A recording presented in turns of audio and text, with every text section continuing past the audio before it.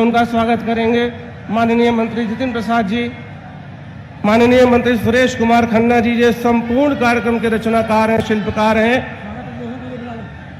मैं इस जनपद के लोकप्रिय सांसद श्री अरुण कुमार सागर जी से अनुरोध करता हूं कि वो अपने ज्ञान के सागर में से कुछ मोतियां निकालकर अपने शब्दों रूपी मूर्ति से माननीय मुख्यमंत्री महोदय का हार्दिक स्वागत करें, इस नगरी में उनका अभिनंदन करें। एक भगवान श्री परशुराम की इस आध्यात्मिक नगरी में संत मुख्यमंत्री का आगमन हुआ है। शांति के प्रतीक भगवान बुद्ध की प्रतिमा ठाकुर रोशन सिंह का भी ये क्षेत्र है। एक गीता भी आपको प्रदान की जा रही है।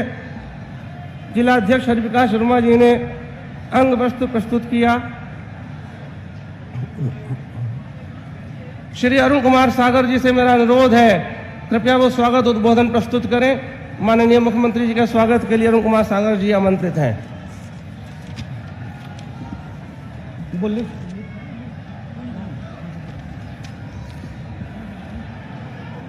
सम्मानित साथियों, आज हमारे बीच में उत्तर प्रदेश के आदरणीय मुख्यमंत्री जी आज शहीदों की नगरी जनपद शाहजहांपुर में हम अपनी संपूर्ण लोकसभा क्षेत्र में 6 की 6 विधानसभा सीटों पर उनका हार्दिक स्वागत अभिनंदन करना चाहता हूं। वह हमारे बीच में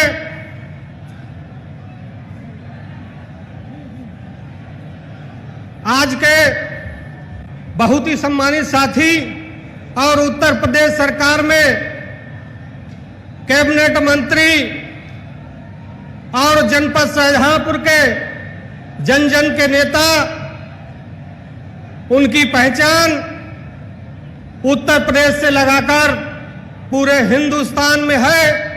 ऐसे हमारे बहुत ही सम्मानित साथी कैबिनेट मंत्री आदरणीय जितिन प्रसाद जी, वह हमारे बीच में बहुत ही लोकप्रिय विधायक आदरणीय रोशन लाल वर्मा जी तिलहर से, हमारे दूसरे लोकप्रिय विधायक कटरा से आदरणीय वीर विक्रम सिंह जी, वह हमारे भारतीय जनता पार्टी के क्षेत्रीय अध्यक्ष, हम सबके मार्गदर्शक आदरणीय रजनीकांत महसूरी जी, वह हमारे इस नगर पालिका परिषद के चेयरमैन आदरणीय मुनेन्द्र गुप्ता जी, वह हमारे बीच में पूर्व में विधायक रहे आदरणीय श्री नीरज मौर्य जी, इस जलालाबाद ब्लॉक की ब्लॉक प्रमुख श्रीमती लता सिंह जी, वह हमारे बीच में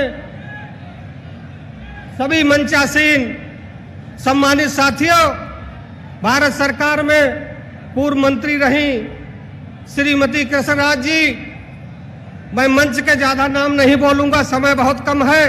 सम्मानित मंच और हमारे सम्मुख बैठे हुए सभी मीडिया साथियों, वह हमारे जलालाबाद विधानसभा से आए हुए कोने कोने से पिता तुल्य बुजुर्गों, नौजवान साथियों, मैं आप सबके चरणों में नमन करते हुए मैं अपनी बात प्रारंभ करना चाहता हूं।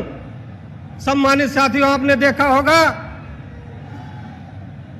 इससे पूर्ववर्ती सरकारों में देखा होगा, हफ्तों के हिसाब से बिजली आती थी।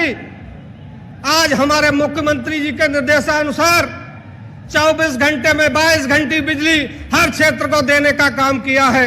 मैं साधुवाद देना चाहता हूं आदरणीय मुख्यमंत्री जी का। इसी तरह से आज विकास की परियोजनाओं का लगभग 131 परियोजनाएं जलालाबाद विधानसभा को देने का आशीर्वाद यहाँ पर देने आए हुए हैं। मैं उनका कोट कोट अभिनंदन करता हूँ, प्रणाम करता हूँ। एक नारे के साथ मैं अपनी वाणी को विराम लगाना चाहता हूँ। भारत माता की, भारत माता की। बहुत बहुत धन्यवाद।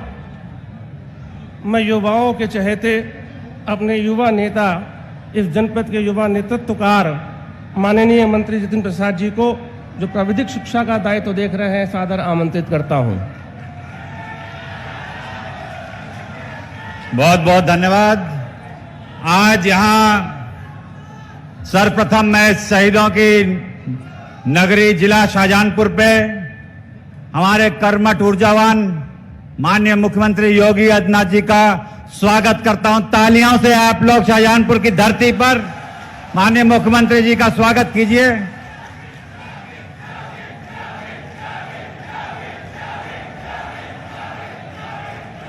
यहां उपस्थित सांसद जी अरुण सागर जी, श्रीमती कृष्णा राज जी, पूर्व मंत्री, हमारे जुझारू पार्टी के अध्यक्ष हरिप्रकाश वर्मा जी, माननीय विधायक रोशनलाल वर्मा जी, वीर विक्रम सिंह जी, पूर्व विधायक नीरज मौर्य जी, सभी सम्मानित लोग, आज ये परशुराम नगरी में माननीय मुख्यमंत्री जी का आगमन हुआ है।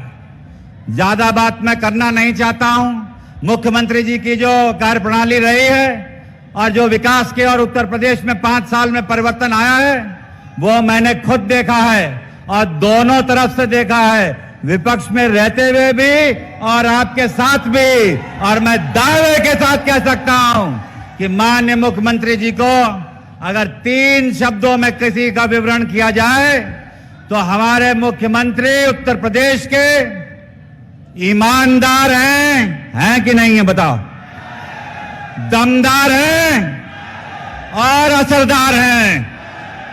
तो ये माननीय मुख्यमंत्री जी, जलालाबाद वो क्षेत्र रहा जिसकी पृष्ठभूमि थोड़ी ऐसी रही कि यहाँ का जिला मुख्यालय से खासतौर से 2 ब्लॉक कनेक्ट नहीं होते थे और यहाँ कानून व्यवस्था की भी थोड़ी दुर्दशा खराब थी। इस वजह से थोड़ा पिछड़ापन इस विधानसभा में दिखाई देखने को मिलता है। तो मैं आपसे यही अनुरोध करता हूं कि हर विधानसभा में शाहजहांपुर जिले की कोई ना कोई कारखाना लगा है और जलालाबाद विधानसभा की मांग है यहाँ के नौजवानों के रोजगार के लिए और भविष्य के लिए, चाहे वो चीनी मिल हो, चाहे आलू संबंधित कोई उद्योग हो, इस क्षेत्र की जनता उसके लिए तरस रही है और मांग कर रही है। माननीय मुख्यमंत्री जी, एक और मांग है, ये जलालाबाद भगवान परशुराम जी की जन्मस्थली की मान्यता यहाँ पर है और ये लोग की आस्था ये है कि इसको एक पर्यटन क्षेत्र के रूप में विकसित किया जाए ताकि यहाँ नौजवानों को और यहाँ के लोगों की आस्था की पूर्ति हो पाए। मुख्यमंत्री जी, ये जलालाबाद को जब हम गूगल पे डालते हैं तो कोई अफगानिस्तान का शहर नजर आता है वहां का। अगर यहाँ आप इसको पर्यटन क्षेत्र में तब्दील करा देंगे और तो जलालाबाद का नाम और यहाँ की पहचान अलग से दिखाई देगी और यहाँ के लोगों की भावनाओं का सम्मान होगा। और मैं व्यक्तिगत रूप से आपका धन्यवाद देता हूं मुख्यमंत्री जी, राष्ट्रीय नेतृत्व का भी, जिन्होंने मुझे भारतीय जनता पार्टी में जिम्मेदारी दी है, दायित्व दी है और यहाँ पे मुझे विश्वास है कि पहली बार आपका आगमन हुआ है और पहली बार इतिहास में जलालाबाद में कमल का फूल खिलेगा इस विधानसभा के चुनाव में।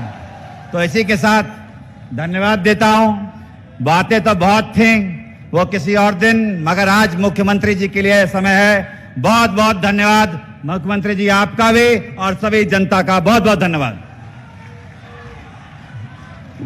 माननीय मुख्यमंत्री जी ने जन कल्याण और विकास की विशाल योजनाओं का एक छाता इस देश की जनता को दिया है, जिससे ये प्रदेश निरंतर आगे बढ़ रहा है। उनमें से कुछ योजनाओं के लाभार्थियों को मैं इस मंच पर आमंत्रित करके उनके हाथों से सम्मानित कराना चाहता हूं। मेरा निवेदन है माननीय मुख्यमंत्री जी से कि कुछ लाभार्थी प्रतीकात्मक रूप से यहाँ पर उनके समक्ष उपस्थित होंगे। सर्वप्रथम मैं आमंत्रित कर रहा हूँ श्रीमती रोशनी को। आप प्रधानमंत्री आवास योजना ग्रामीण की लाभार्थी हैं। आपके लिए आवास का निर्माण पूर्ण हो चुका है और उसकी चाबी माननीय मुख्यमंत्री जी द्वारा प्रदान की जा रही है। इसके उपरांत प्रधानमंत्री आवास योजना ग्रामीण के उपरांत श्री विपिन प्रधानमंत्री आवास योजना शहरी के लाभार्थी हैं। इनका भवन तैयार हो चुका है, उन्हें चाबी प्रदान की जा रही है। श्रीमती शमशीन बेगम, ये मुख्यमंत्री आवास योजना की लाभार्थी हैं। ग्राम विकास विभाग द्वारा आपका भवन तैयार किया जा चुका है और आपको भी चाबी दी जा रही है।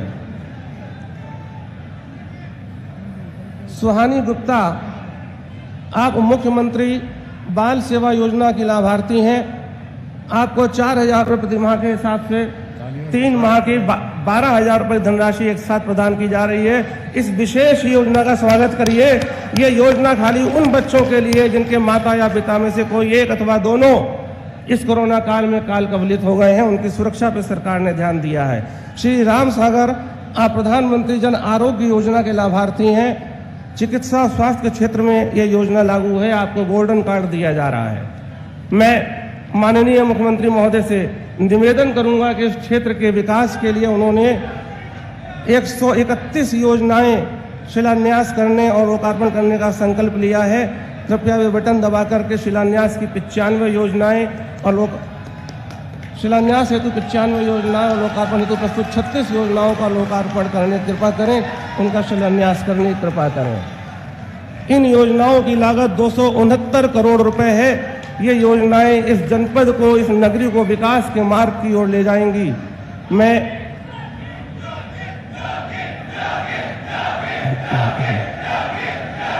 ये देश साधु संतों का देश है। ये उत्तर प्रदेश का गौरव है कि उन्हें एक संत के रूप में मुख्यमंत्री मिला है, जो धर्म के आधार पर काम कर रहा है, न्यायप्रियता के आधार पर काम कर रहा है और लोगों के बीच, युवाओं के बीच उनकी लोकप्रियता बताती है कि एक बार पुनः योगी चाहिए। मुख्यमंत्री के रूप में यदि कोई चाहिए तो सिर्फ योगी ही चाहिए। मैं इस आह्वान के साथ माननीय मुख्यमंत्री महोदय को आमंत्रित करता हूं, कृपया वो अपना आशीर्वाद हम सबको देने की कृपा करें।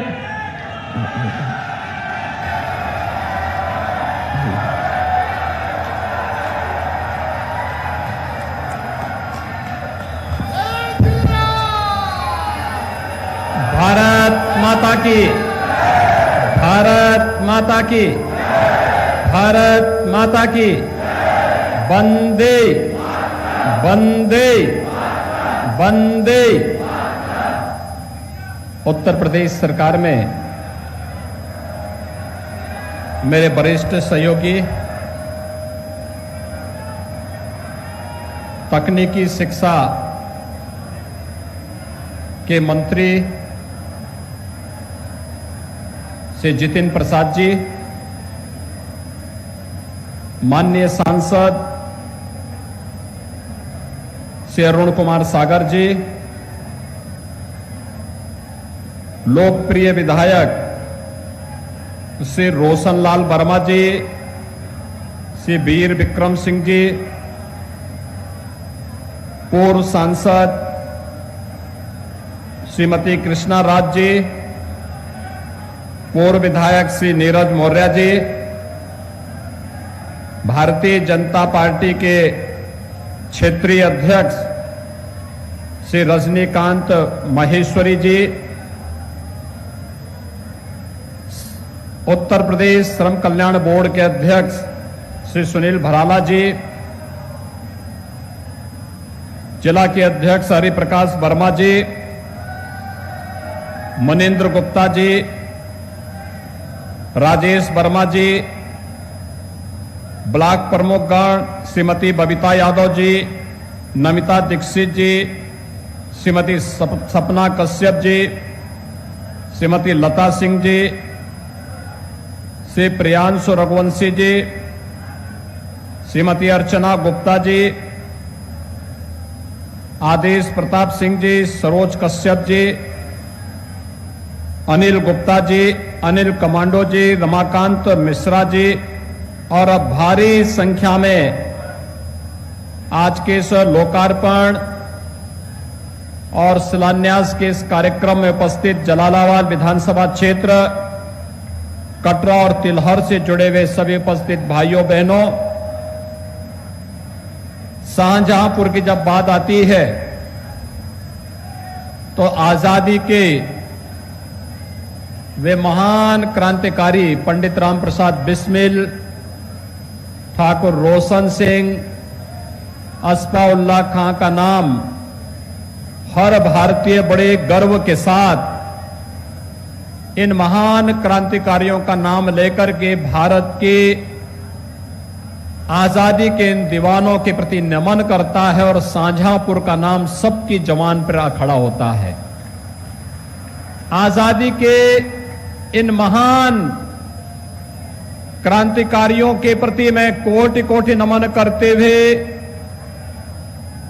देश के अंदर आजाद भारत में परमवीर चक्र विजेता शहीद नायक जदुनाथ सिंह की भी यह पावन स्थली है। भाइयों बहनों, जिनके लिए भारत ही राष्ट्र है और भारत राष्ट्र ही धर्म है, इस भाव के साथ जिन्होंने कार्य किया था, ऐसे राष्ट्र नायकों को कोटि कोटि नमन करते हुए मैं विनम्र श्रद्धांजलि अर्पित करता हूं। भाइयों बहनों, मां गंगा और राम गंगा के बीच में बसा हुआ यह क्षेत्र भगवान परशुराम की भी साधना स्थली के रूप में मानी जाती है और हम लोग इस अवसर पर भगवान विष्णु के इस महान अवतार को भी नमन करते हैं।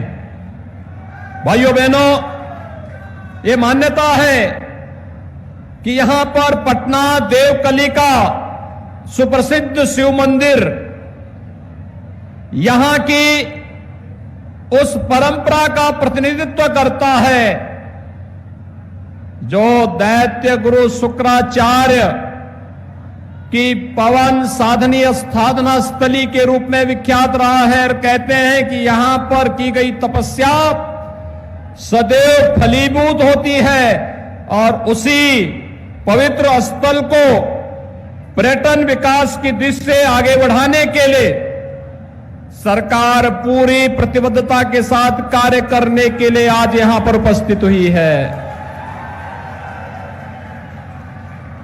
भाइयों बहनों, मुझे आज जब हम लोग यहां पर एकत्र हुए हैं, मैं 2017 में भी आया था यहां पर श्री मनोज कश्यप के चुनाव प्रचार के दौरान।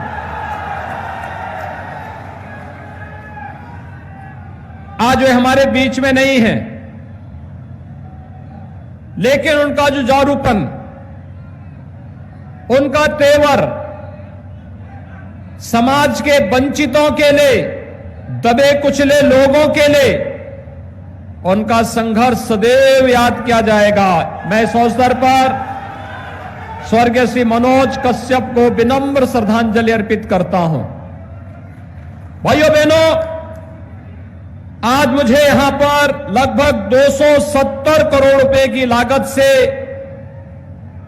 131 करोड़ रुपए की जलालाबाद, कटरा और तिलहर विधानसभा क्षेत्र की परियोजनाओं के लोकार्पण और शिलान्यास का अवसर अपने माननीय सांसद, प्रदेश सरकार के मंत्री और माननीय विधायकों की उपस्थिति में करने का सौभाग्य प्राप्त हुआ है।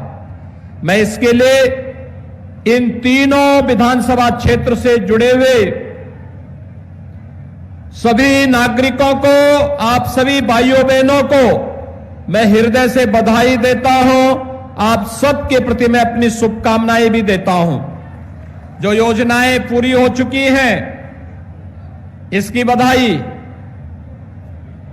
ये योजनाएं आपके लिए कल्याणकारी हो, इस बात की कामना के साथ जो योजनाओं का शिलान्यास हो रहा है, प्रशासन से अपेक्षा है कि कार्यदायी संस्थाएं समयबद्ध तरीके से मानक की गुणवत्ता को बनाए रखते हुए इन कार्यक्रमों को पूरा कर लें, इस विश्वास के साथ कि जिससे आने वाले समय में इन योजनाओं का लाभ भी जलालाबाद, कटरा और तिलहर विधानसभा क्षेत्र की जनता को प्राप्त हो सके। इसी उद्देश्य के साथ आज भाइयों बहनों, मुझे जलालाबाद में एक बार फिर से आपके बीच में आने का अवसर प्राप्त हुआ है। मैं इसके लिए आप सभी नागरिकों को हृदय से बधाई देता हूं, अपनी शुभकामनाएं भी देता हूं। भाइयों बहनों, आपने बदलते हुए भारत को और प्रधानमंत्री मोदी जी के नेतृत्व में नए भारत को देखा है। एक नया भारत, एक भारत वह था जिसको गांव की चिंता नहीं थी, गरीब की चिंता नहीं थी, नौजवान की चिंता नहीं थी, महिलाओं की चिंता नहीं थी। और जब दुश्मन देश आंख दिखाता था तो तब सरकारें कहती थी कि कुछ मत बोलो, कहीं दुश्मन देश नाराज न हो जाए। लेकिन नया भारत, दुश्मन देश अगर आंख दिखाता है तो उसकी आंख को हथेली पर रखने का काम भी करता है। ये नया भारत है, जिस नए भारत में गांव के लिए, गरीब के लिए, किसान के लिए, नौजवान के लिए, महिलाओं के लिए, समाज के प्रत्येक तबके के लिए शासन की योजनाओं को पूरी ईमानदारी के साथ लागू करने का कार्य हो रहा है। यानी नए भारत का नया उत्तर प्रदेश आज आपके सामने है। ये नए भारत के इस नए उत्तर प्रदेश के साथ आप सबका आह्वान करने के लिए मैं आपके बीच आया हूं।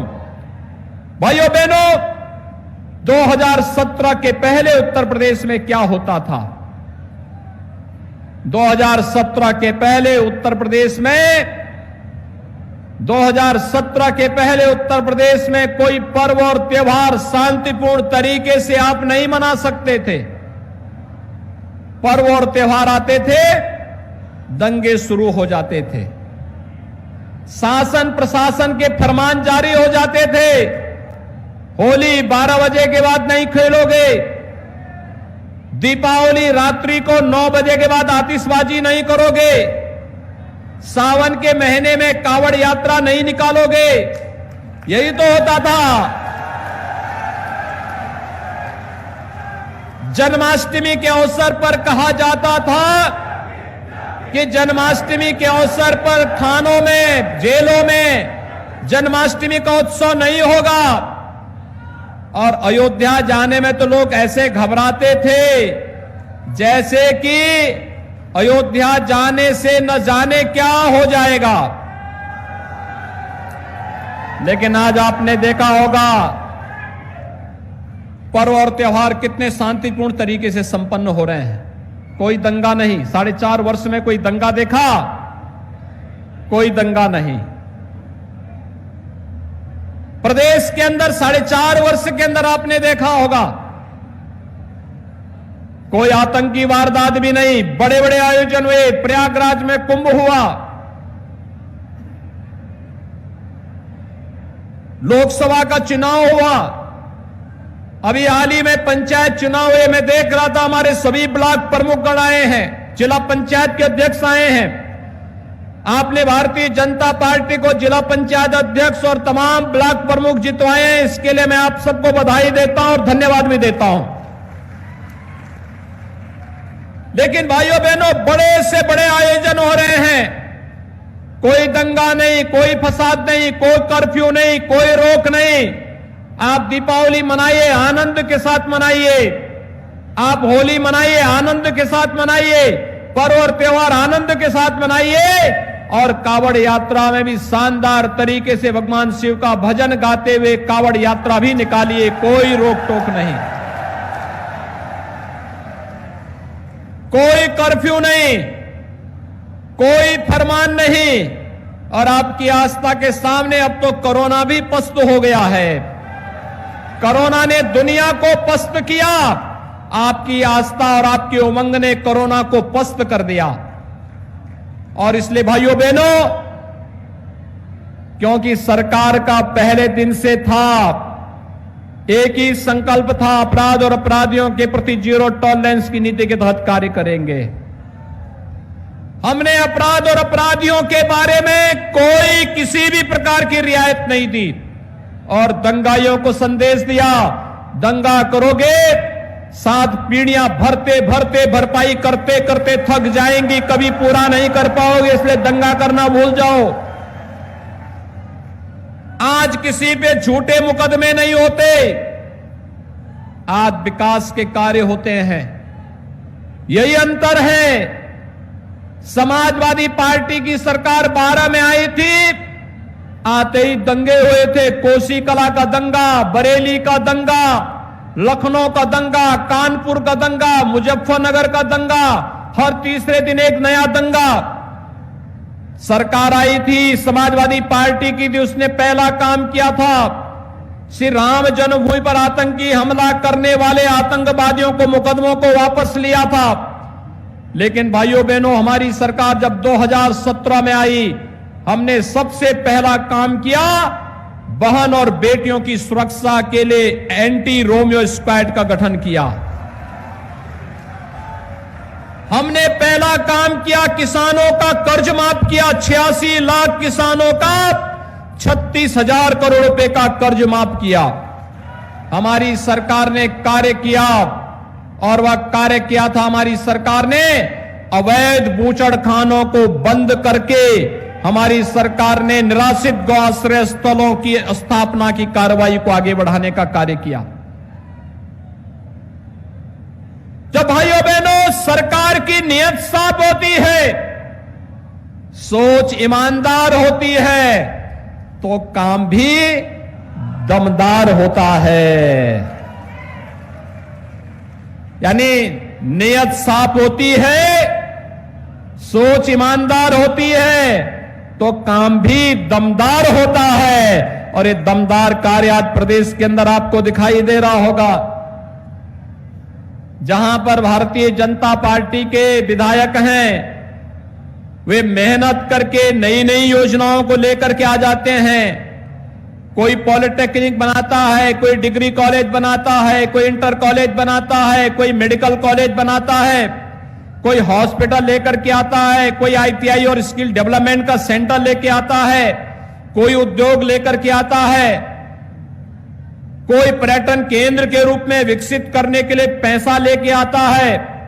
जहां पर भारतीय जनता पार्टी के सरकार में कोई विधायक नहीं, भाइयों बहनों, वहां पर सपा, बसपा, कांग्रेस के विधायकों में विकास के प्रति रुचि है ही नहीं। वे तो केवल अपने आप तक सीमित हैं। उनके लिए प्रदेश परिवार नहीं है, उनके लिए अपना और अपना परिवार ही प्रदेश है, उससे बाहर सोच ही नहीं है।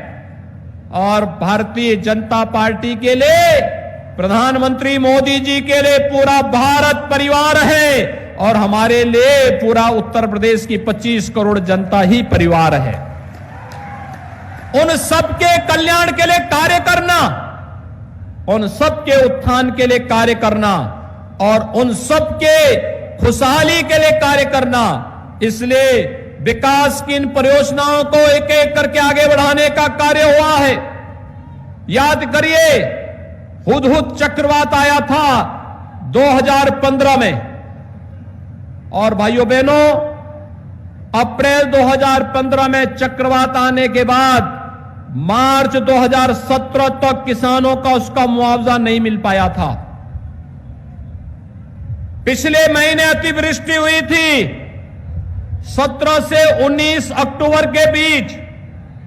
आज है 9 नवंबर, अब तक हम 5.5 लाख किसानों को उनकी फसल का नुकसान का मुआवजा बांट चुके हैं, और हर जिला प्रशासन से कह चुके हैं, जहां भी अन्नदाता किसानों को नुकसान हुआ है उसका तत्काल आकलन करके प्रदेश में भेजो, और तत्काल किसानों के खातों में पैसे भेज दो।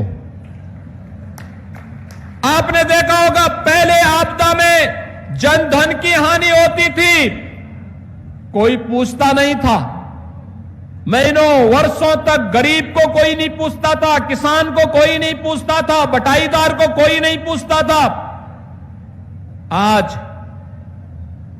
दुर्भाग्य से कहीं कोई आपदा आई, कोई जनहानि हुई, अगले 24 घंटे के अंदर हमारा विधायक, हमारा सांसद, जिला प्रशासन उस गरीब परिवार के पास सहायता लेकर के, चेक लेकर के पहुंच जाता है कि भाइयों, ये आपका प्रदेश सरकार ने ये मुआवजा इसके लिए उपलब्ध करवाया है।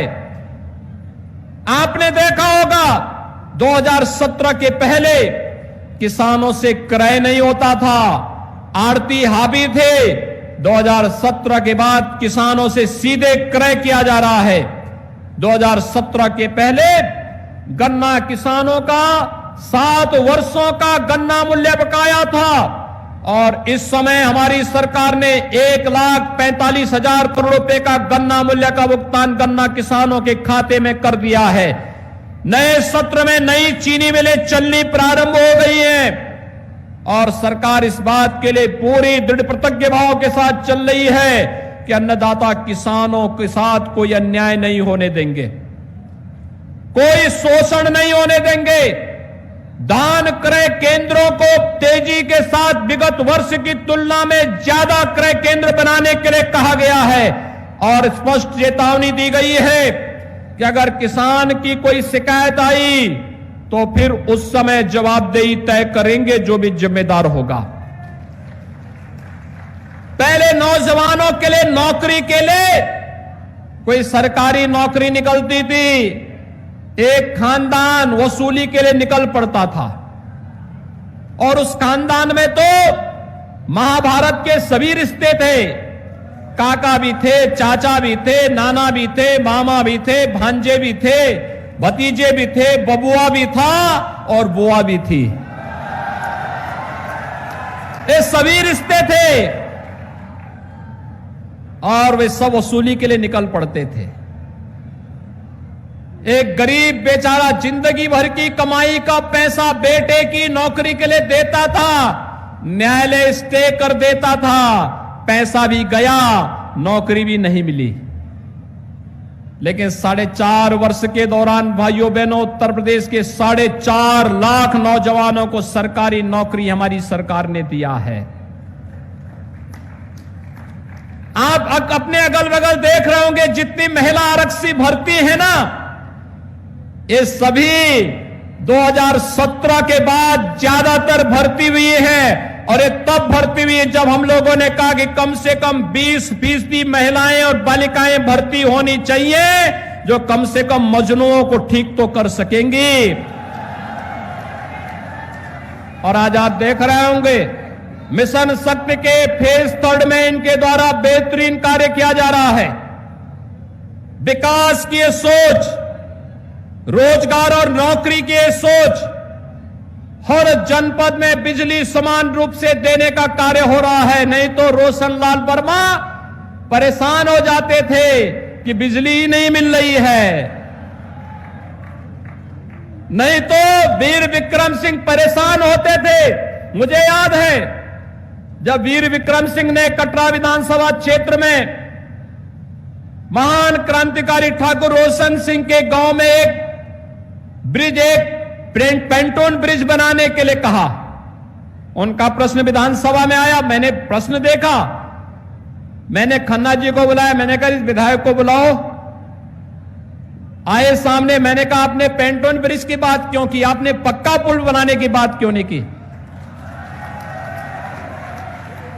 तो उन्होंने कहा साहब हम तो पक्का ही पुल चाहते हैं, लेकिन हमें मालूम था पिछली सरकारें नहीं देती थी तो इसलिए हमको यही था। मैंने कहा पक्का पुल भी बनाओ और महान क्रांतिकारी ठाकुर रोशन सिंह के गांव में विद्यालय भी बनाओ और मैं स्वयं ही वहां आऊंगा। मैं स्वयं गया था वहां और वहां के गांव के लोगों ने फ्री में जमीन दी विद्यालय के लिए, जहां पर अपने महापुरुषों के प्रति यह भाव हो, वहां के विकास को कोई ताकत रोक नहीं सकती है। और भाइयों बहनों, आज मैं आपसे यही कहने के लिए आया हूं, हमने बेहतर कानून व्यवस्था की स्थिति दी, आज उत्तर प्रदेश हर एक क्षेत्र में अग्रणी स्थान रख रहा है। 2017 के पहले उत्तर प्रदेश को माना जाता था कि देश के विकास में बाधक है, ये माना जाता था कि ये कोई कार्य नहीं करेंगे, यहां केवल दंगे होते हैं। 2017 के बाद दंगे तो बंद हो गए, लेकिन केंद्र सरकार की हर योजना में उत्तर प्रदेश नंबर 1 स्थान पर आ गया। स्वच्छ भारत मिशन में हर गरीब के घर में शौचालय, प्रधानमंत्री आवास योजना में हर गरीब को मकान की सुविधा, 43 लाख गरीबों को मकान मिले। हर गरीब के घर में विद्युत का कनेक्शन, हर गरीब को रसोई गैस का कनेक्शन, हर गरीब को वह हर सुविधा, चाहे वह आयुष्मान भारत की सुविधा हो और चाहे वह रोजगार की सुविधा, उत्तर प्रदेश देश के अंदर अग्रणी स्थान इस समय रख रहा है। 1,61,00,000 नौजवानों को हमने रोजगार की सुविधा दी और एक जनपद एक उत्पाद योजना के माध्यम से भाइयों बहनों हर प्रदेश के हस्तशिल्पी कारीगरों को एक जनपद एक उत्पाद और विश्वकर्मा श्रम सम्मान के माध्यम से 60 लाख उद्यमियों को रोजगार और स्वतः रोजगार के साथ जोड़ने का भी कार्य प्रदेश के अंदर हुआ है। और इसीलिए आज हम सब आपके पास आए हैं आपसे कहने के लिए।